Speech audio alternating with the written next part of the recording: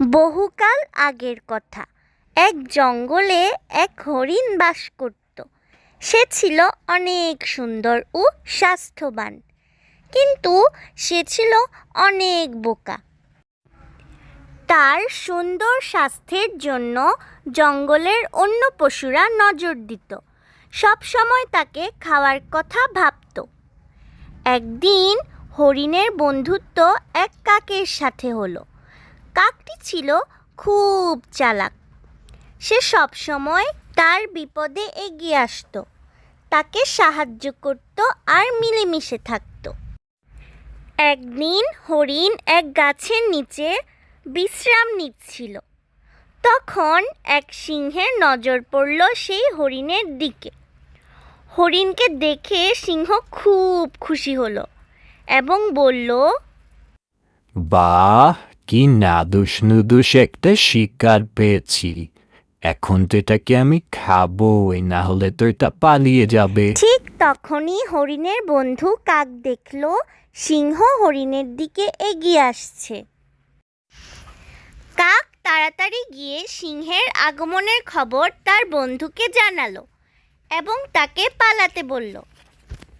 হরিণ বন্ধু, সিংহ তোমাকে খেতে আসছে, তুমি পালিয়ে যাও এখান থেকে যত তাড়াতাড়ি সম্ভব। এ কথা শুনে হরিণ দৌড়ে পালালো। হরিণকে দৌড়তে দেখে সিংহ খুব হতাশ হলো আর সেখান থেকে চলে গেল। আর এভাবেই যখন কোনো প্রাণী হরিণকে শিকার করতে আসতো, কাক এভাবেই হরিণকে সতর্ক করত এবং তাকে সাহায্য করত। একদিন এক শিয়ালের নজর হরিণের উপর পড়ল। সে ছিল দ্রুত আর চালাক স্বভাবের।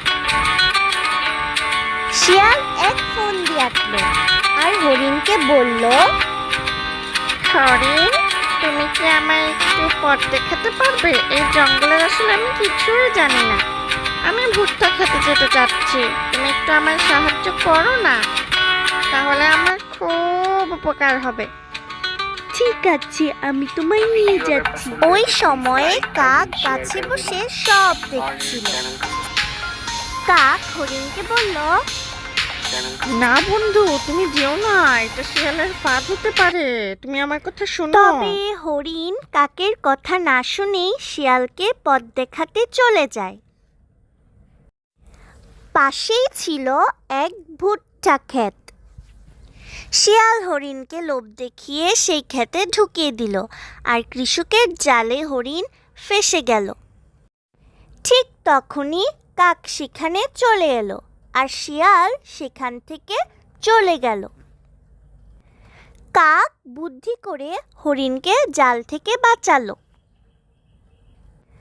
আর কৃষক আসার আগেই দুই বন্ধু সেখান থেকে পালিয়ে গেল।